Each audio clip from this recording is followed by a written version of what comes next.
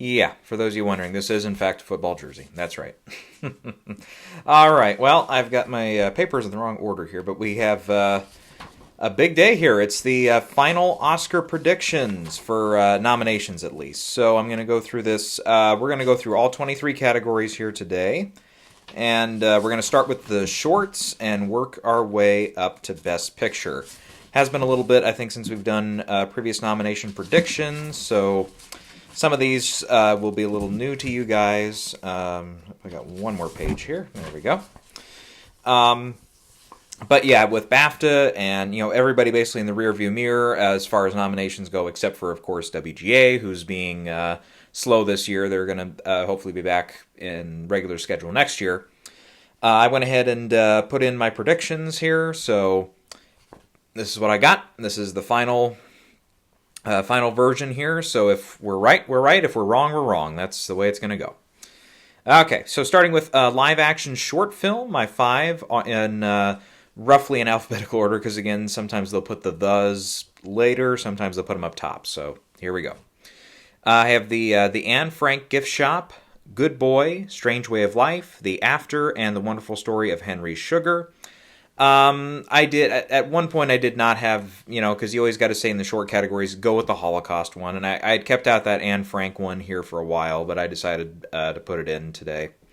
Beforehand I did have The Shepherd in, and I threw that one out in favor of Anne Frank. That one, a lot of people have talked about. Invincible, Red, White, and Blue, and Avocado Pit. It's kind of been a little all over the place here for live action short this year. With the wonderful story of Henry Sugar is favored to get nominated or to win the category though. Let's see, where's my next page at? Here it is. Okay. Next step would be the category of documentary short. And the nominees here, again, roughly alphabetical order, are going to be The ABCs of Book Banning, The Barber of Little Rock, Camp Courage, The Last Repair Shop, and Last Song from Kabul. You've got Deciding Vote, Nay Nay, and WIPO also being a possibility here. I've heard a couple people talk about Black Girls Play the Story of Hand Games. Heard a little bit about that one, so that could sneak in, but I don't know. I feel okay about my 5. Animated short is up next. Here I've got Boom, Letters to a Pig, Once Upon a Studio, Pete, War is Over, inspired by the music of John and Yoko. Those are my 5. And outside of the Disney one, which is Once Upon a Studio, and the John Lennon one, which is War is Over, other than those two, I've heard it's not really a consensus this year on who's in and who's out. So I've got like A Kind of Testament some people have talked about, Eva some have talked about, 95 Senses, there's one called Our Uniform, which some people have picked, so a couple of those are a little further down in some of the odds that I've seen, at least, for various sites, but yeah. So this one, yeah, it feels a little all over the place. I just went with ones that sounded good, like Letter to a Pig, since it'll have animals in it. Sometimes your animal ones are also ones that traditionally get looked fondly upon by the Academy, at least by the branches. Now, when it gets to final voting, we'll see. All right, going into the tech categories now. Best visual effects. My 5 here are Godzilla -1. I've got Godzilla in there. Guardians of the Galaxy Volume 3, Poor Things, Spider-Man Across the Spider-Verse, and The Creator. Those are my 5. Really, aside from the Rebel Moon one, I think the other 4 have something of a shot. You've got Society of the Snow, which has been doing pretty well. That's a possibility. Napoleon and Indiana Jones and Mission Impossible I'm also listing here as possible spoilers. Again, keep in mind, Mission Impossible has yet to score a nomination through its entire film history at the Oscars. And, the last Indiana Jones, the first 3 scored at least 1 or 2 nominations. The last one, which is Kingdom of the Crystal Skull, got skunked by the Oscars. And you could argue this one, Dial of Destiny, had an even worse reception than Crystal Skull did. But I don't know, I feel pretty good about my 5 there. And when I was flipping my papers around, I put them in opposite order here, so I'm going to have to do it this way. Best sound.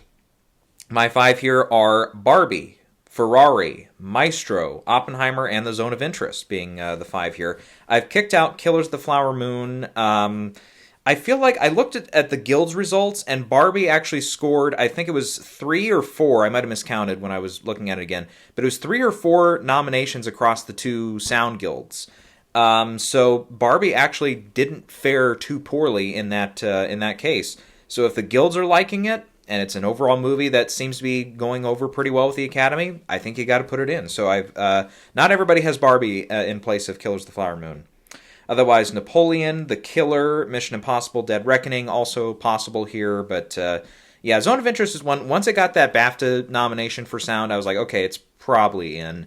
Haven't gotten to that one yet, but it does. I've heard that yeah, the sound does play something of a part of the film. Makeup and hairstyling is next. I've got Golda, Killers of the Flower Moon, Maestro, Oppenheimer, and Poor Things. Again, I feel pretty solid about these 5. Look out for Society of the Snow, Napoleon, or Ferrari to pull an upset nomination here. But yeah, probably not much else to add to that. Next up would be Best Original Song. My 5 here are It Never Went Away from American Symphony, I'm Just Ken from Barbie, What Was I Made For? Also from Barbie, Flamin' Hot from The Fire Inside, and Road to Freedom from Rustin. Yeah, so I switched out. I Keep It Moving from Color Purple I've knocked out. Color Purple, even though it got the SAG nomination as of late, and even though Fantasia Barrino got in at BAFTA over the likes of Lily Gladstone and some of the other favorites there in that category, I don't sense that this one's extremely popular. The box office has kind of tanked after its first couple days after its Christmas release. Didn't get into the PGA nominees, so it just seems like that one is just on a downward trend, hardcore downward trend. So something like this especially, I don't, even if it is a musical, I just don't see it performing well. So I have that as a possible spoiler. You've also got Dance the Night from Barbie, of course, which could spoil it. And Quiet Eyes from Past Lives I have as a possible nominee as well. In the score category, I've got Killers of the Flower Moon, Oppenheimer, Poor Things, Spider-Man Across the Spider-Verse, and The Zone of Interest. I believe I've had these 5 for a little while here. Barbie is a possible spoiler, Color Purple, Boy and the Heron, maybe Indiana Jones because it's John Williams, and Elemental because it's Thomas Newman. So not a big consensus there. There's quite a few spoilers that could play into that category, but I've had those 5 for a while, and I'm not really sensing too big of a change there. Next up is going to be production design. My 5 here are Barbie, The Color Purple, Killers of the Flower Moon, Oppenheimer, and Poor Things. And again, quite a few potential spoilers here. You've got The Zone of Interest, you've got Asteroid City, Napoleon, Wonka, and Maestro all kind of fighting for a slot or two there. But yeah, overall the other 5 I think are outside of 1 or 2 switches there. They feel pretty good. Yeah, they've all been kind of shown up at one or the other of the guilds. Zone of Interest got a BAFTA nomination, but I don't fully quite sense that the Zone of Interest is going to be the exact equivalent of All Quiet on the Western Front from last year, which kind of barnstormed the Oscars there late and ended up getting quite a few nominations. What was it, like 8 or so, something like that? So, or was it 9? I think I got 9. I've got Zone of Interest. We'll get to how many overall nominations I have it getting here in a little bit. Next up is going to be the costume design category here. I've got Barbie, Killers of the Flower Moon, Napoleon, Oppenheimer, and Poor Things getting in for costume design. I was going to keep Oppenheimer regardless, but after it got that BAFTA nomination, I was like, okay, good, solid. I think I nailed that one. I've had it in basically all season, but Wonka, The Color Purple, and Maestro are my spoilers here. I would especially look out for Maestro, even though I've got it 3rd on the list. Yeah, it just feels like one it could sneak into as well. Film editing, I've got Anatomy of a Fall, Killers of the Flower Moon, Oppenheimer, Poor Things, and The Holdovers being my 5. I've had Maestro for a while, but I booted that one out. I just feel like it's going to come up just short. You've got Anatomy of a Fall, which got, again, a BAFTA nomination. It's been doing just fine, I think, across many of the early predictors here. Even if it isn't, like sweeping in and getting like a DGA nomination, which is, a lot of those international feature contenders at DGA usually fall short. It still got in at PGA, won the screenplay prize at the Globes. It could win at BAFTA as well and make that race really challenging between that and The Holdovers, and it might really end up on which film gets more nominations at the end of the day. So yeah. Cinematography. My 5 here are Killers of the Flower Moon, Maestro, Oppenheimer, Poor Things, and The Zone of Interest, which are the BAFTA 5. Those are the 5 I had predicted at BAFTA as well. El Conde is the one to look out for here. That was our Cinematographers Guild. Sorry, Cinematographers Guild nomination. And that was in place of The Zone of Interest, if I'm not mistaken. Then you have Saltburn, Color Purple, and Barbie, also as potential spoilers here. But I think if Barbie does get in, I think Killers of the Flower Moon is out. But just generally speaking, I feel like that branch, they're going to prefer Killers to Barbie. Let's see, where's my next page at here? Here it is. We're getting to the feature categories now. International feature. This is a tough category. My 5 ended up being 20 Days in Maripol, Perfect Days, Society of the Snow, The Taste of Things, and The Zone of Interest. So I booted out Teacher's Lounge. It's just, it just doesn't feel like it's the year for that one, and it's a very, very tough category. Any other year, this film and a few of the others that we're going to name off here, they might have not have been slam dunks, but they certainly would have been really good players to possibly get a nomination. Fallen Leaves, I'm leaving out. Even that one started out with some good recognition from the Globes. Since then, it hasn't really shown up too many other places, so I'm not feeling super confident about that one. Totem, Io Capitano, and Four Daughters also could get nominations here, or sneak a spot or two. So we'll keep an eye on that one. That's going to be an interesting category for sure. Doc feature. My doc feature nominees are 20 Days in Maripol, American Symphony, Beyond Utopia, The Eternal Memory, and Four Daughters. So with this one, with 20 Days in Maripol pulling a couple nominations there at BAFTA, I felt pretty good about that one. I feel like that one, it's got, social relevance and everything, news relevance and everything. So I feel like that one's all right. So I'm still leaving out the Michael J. Fox documentary still, even though it did get the BAFTA nomination. Again, your popular subject matters here, very risky, very thin ice here with this branch. They usually turn away from them and do not nominate them. Even if they're front runners, they will not nominate them. Bobby Wine, The People's President, also could stand a chance at getting nominated here. Apollonia, Stamped from the Beginning, and 32 Sounds. 32 Sounds could be one that gets in. It's been doing, actually got a couple, I think both sound guilds that got a nomination at. I'm not sure how much crossover there is. Probably none between the Sound Guild and the doc nominating branch, but I just want to name drop that one in case it happens. Animated feature. My 5 here are The Boy and the Heron, Elemental, Nimona, Spider-Man Across the Spider-Verse, and I'm going the Super Mario Brothers movie for that 5th slot. So I kicked out The Peasants, and I did have Wish in there for a little bit, but I kicked that one out as well. Teenage Mutant Ninja Turtles could sneak in. Chicken Run could also sneak in. That got a BAFTA push as well. But, those are my 5, so, we'll see. Not super confident, but it's like, this, I don't know, it's not like a super tough category to predict this year, but it's one where it's like, okay, if, you probably got Boy and the Heron, Elemental, and Spider-Man as like a solid 3. It's just those other 2 slots, and there's there's like so many combinations that can happen that it's probably not going to shock anybody if, it's any one of those other 4 contenders.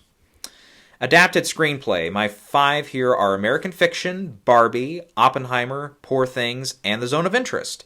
I kicked out Killers of the Flower Moon. Missing that BAFTA nod was just so... even though it struggled in some of those acting categories, it just... I don't know. It just feels like of these 5 scripts, it's one of the more bland ones, because you've got Zone of Interest, which, having not seen it yet, though, I feel like that one is just one that could get in.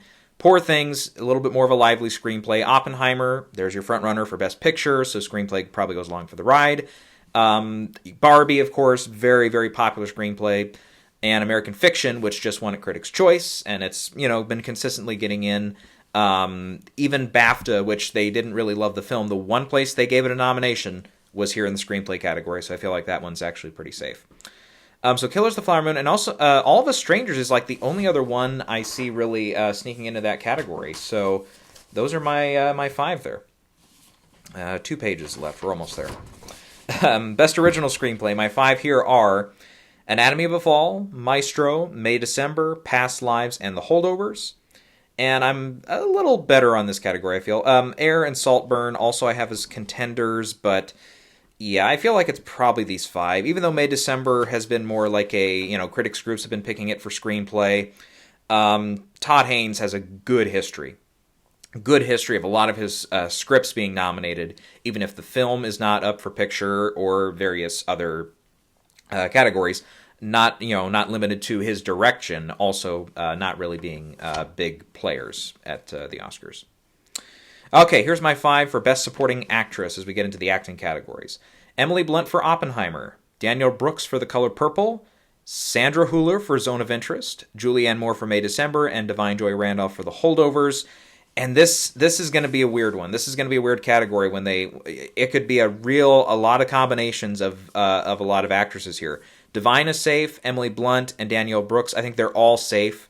It's those other 2 slots. It's who's going to come to play. Now, Julianne has missed a couple, but May December, I feel, with the screenplay nod, a little more likely. I think enough people are going to see it. She's a past winner. Again, when you've got an open slot, it's usually it goes to a past winner. Kathy Bates from a few years ago for the Richard Jewell got in there. I thought there was one other example I was thinking of. And Best Actress here a few years ago, Penelope Cruz got in for Parallel Mothers. So that's worth mentioning, even though it's not exactly in this category. But that being said, speaking of Penelope Cruz, I had her actually for a little bit for Ferrari, even though she got the SAG nomination. I'm not sure if the actors are watching Ferrari. It was kind of a late hitter. It's been out for a while. It's been in theaters and stuff, but it, again, has not been doing extremely well, even though Cruz has gotten several nominations in the past, including one, at least one after her win, maybe 2 if I'm... unless there's one I'm totally forgetting about. She's only got the 1 nod for Parallel Mothers after her win, but no, I don't know. I'm not feeling so confident about that. Maybe she does have another, but I've just forgotten about it. Otherwise, Jodie Foster has been pretty consistent here for Naiad, but my rule with that, if you're only expected to get 1 nomination, and I'm not really predicting a lot of stuff for Annette Bening here tomorrow, it's not till Tuesday, not really predicting a huge turnout for Annette Bening in the voting there. I don't know how many of them are watching it, even though, again, enough of them saw them at SAG to nominate both Jodie and Annette Bening. That could be a SAG thing because they love Netflix, so we'll see. Rosamund Pike scored a couple nominations this year for Saltburn, so she could sneak in. And then America Ferrera only got the Critics' Choice nomination, but because of the Barbie thing, I almost felt like putting her in for a minute there. So, yeah, she could sneak in. Okay, those are my 5. Supporting actor, my 5 here are... Whoops, I've got a mistake here. Hang on. Do I have a pen somewhere? Because I wrote down that Mark Ruffalo was going to get nominated for Barbie. He's not in Barbie. He's in Poor Things, so I'm going to have to fix that. Anyways, my 5 here are Killers of the Flower, Robert De Niro for Killers of the Flower Moon, Robert Downey Jr. for Oppenheimer, Ryan Gosling for Barbie, Mark Ruffalo for Poor Things, not Barbie, and Dominic Sessa for The Holdovers. I made a couple switches here because I was thinking Willem Dafoe for a while here for Poor Things, and he could very easily get in. He, reminded of another thing like that, like we were talking about with Julianne Moore, with some limited support. The At Eternity's Gate, Willem Dafoe did get nominated for that a few years ago, even though it was the only expected nomination, even though, it was not really an easy call. He got in. So for a movie they're seeing, it would totally make sense for Willem Dafoe to get in. And he got in at SAG over Mark Ruffalo, which, again, still boggles my mind a little bit. But I looked at this, I'm like, I just don't see a scenario where Mark Ruffalo misses here. It's just... Even with the BAFTA miss too, the film has been widely seen enough, and it's he's been nominated several times before. He's been doing a lot more campaigning than Willem Dafoe has. I just get the sense it's like if one of those 2 is in and one of the other one is out because I decided I couldn't keep both of them. I got to go Ruffalo. Again, even though he doesn't, both of them have missed a couple of things. Critics' Choice and BAFTA both passed on Willem Dafoe. Dafoe didn't even make the short list, or long list over there. I always, say that. But, and Ruffalo, again, got into Globes and Critics' Choice and has missed ever since. But Yeah, I went with him, and I put in Dominic Sessa because I feel like the Holdovers has come on a little strong here as of late. BAFTA, its overperformance there, including getting him a nomination. And it's also, sometimes we see this happen when you have a smaller ensemble or you have like a key pairing thing.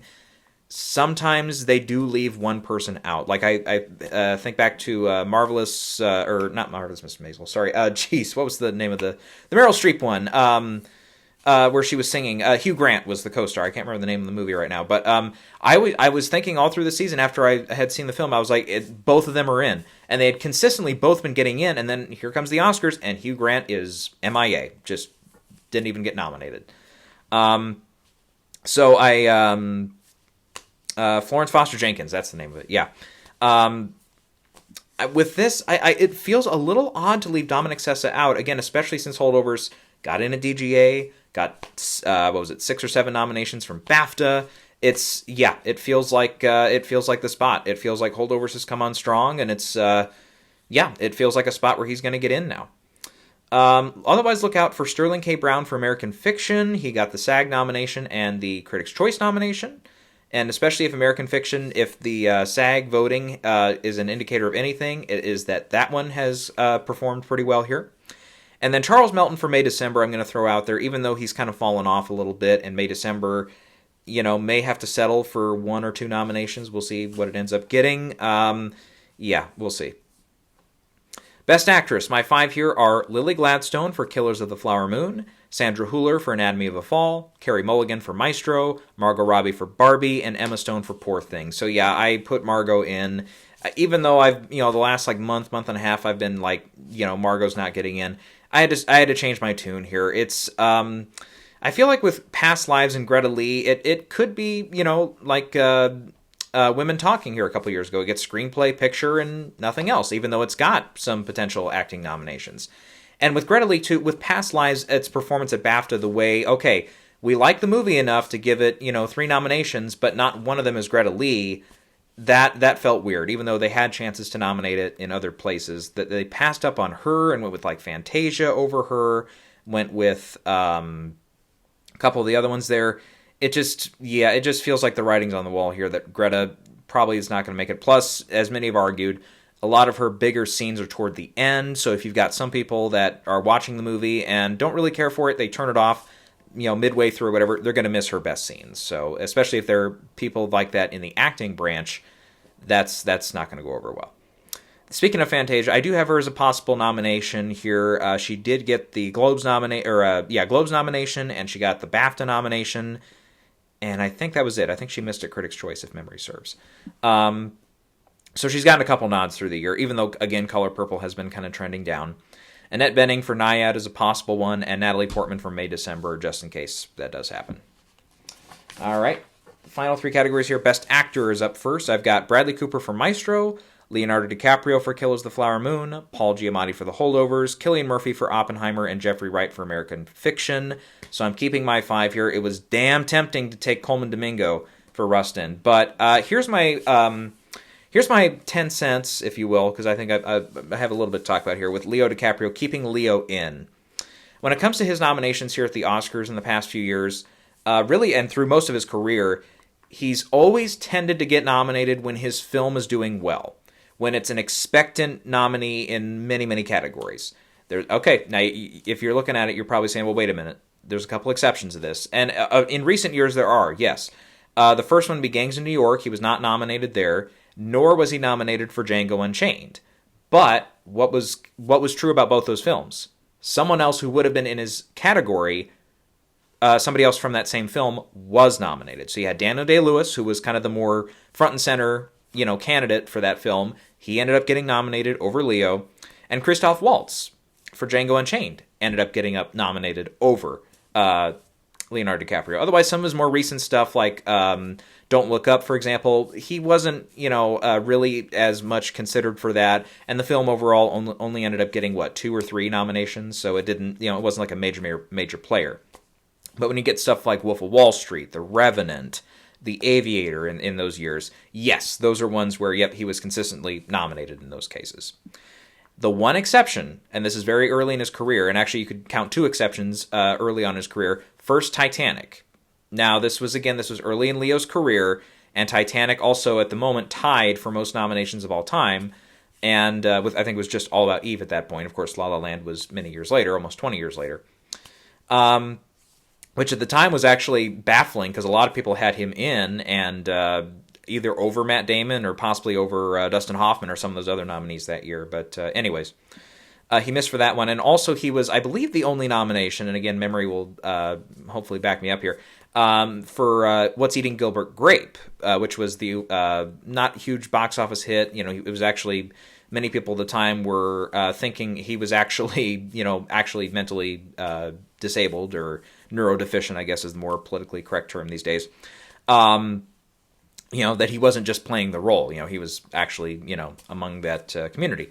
But regardless, yeah. So I'm looking at it this way. I'm like, Killers of the Flower Moon, it's even if something weird happens, like we saw at BAFTA, where it misses director, if it does miss screenplay, it's still got a bunch of those tech nominations. Lily Gladstone is getting in on Tuesday, and De Niro's in, so I feel like they're going to come to his aid here. So he's going to get in. So yeah, both he and Ruffalo both missed SAG and both missed BAFTA, but I kept him in. Otherwise, look out for Barry Keoghan for Saltburn, and even though he missed BAFTA, I'm going to throw on Andrew Scott for All of Us Strangers just in case, but the fact that he missed BAFTA, there were 6 nominations, yeah, he's probably done. But I threw him on anyways. Okay, here's a major category, Best Director. This one's fun.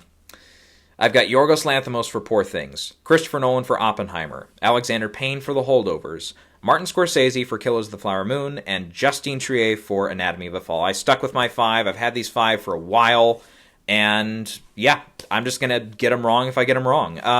Again, Scorsese and Lanthimos both missing BAFTA. I didn't feel like taking that Denis Villeneuve route. I did not feel like kicking one of them out. If I looked at it, again, as I kind of talked about on Thursday, I was like, the historical, Academy numbers would favor Scorsese getting that nomination over Yorgos. But again, with this, Poor Things, it's expected to be a very big player here. It's expected to land most nominations or possibly tie for most nominations with Oppenheimer. It may even lead nominations if Oppenheimer falls short in a couple of those tech categories. Yeah, so really at this rate, I would say Christopher Nolan is like your only guaranteed nominee in this category, because Yorgos could fall out, Martin Scorsese could fall out because they've missed BAFTA. Justine could easily, more easily to many others, fall out because Anatomy of a Fall, they might favor Jonathan Glazer for Zone of Interest if they're going that route.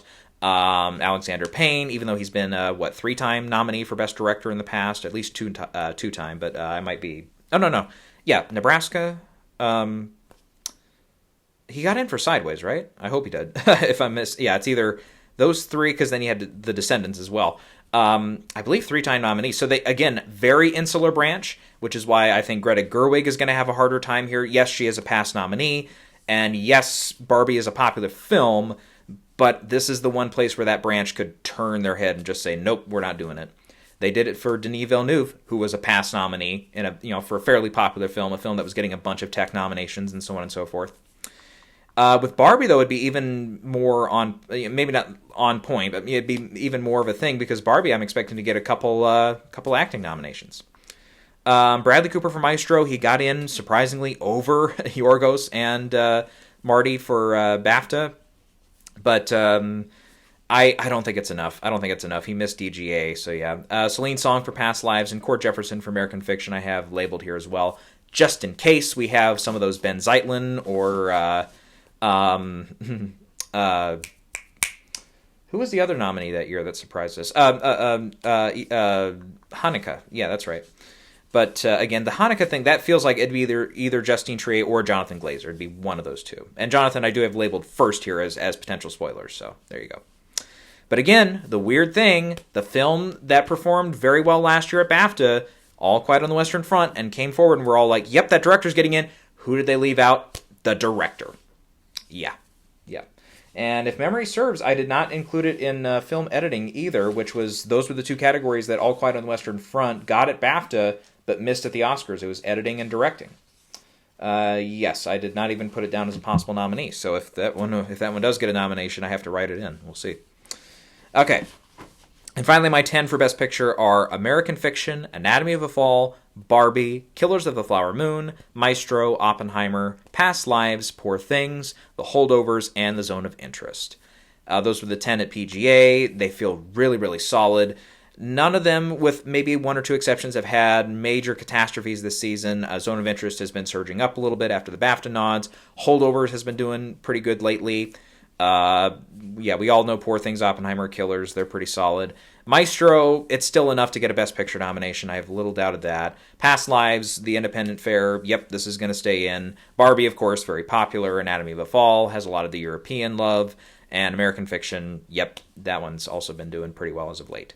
So The Color Purple, Air, and May December are the three outside contenders I'm looking at here. I don't see, like, Spider-Man on the list. I was, seeing a couple people actually, kind of last charge for that film, but I don't think it's going to happen. All right, so there you go. Those are my final predictions. So, by my estimates here, this is who is going to lead nominations, and these are how many films are going to, and which films are going to have multiple nominations come Tuesday. Oppenheimer will lead all films with 13. So yes, I did keep it, that keeps it out of, and probably because it didn't make the visual effects shortlist. Otherwise, it probably would have gotten 14, which would have tied all those other films that we mentioned before. Poor Things, I have getting 12. Killers of the Flower Moon, I have getting 11. Barbie, I have getting 9. Maestro, Holdovers, and Zone of Interest, I all have getting 7 nominations. Anatomy of a Fall, I have getting 5. American Fiction 3, and Spider-Man I have getting 3. And you've got Past Lives, Color Purple, 20 Days in Mariupol, American Symphony, and May December all getting 2. Which, by the math here, that's 16 films getting multiple nominations, which we're averaging in the last few years here. Let's see, let me look, because I think one of these last years it was like 20 films, but I think that was one of the COVID years or something.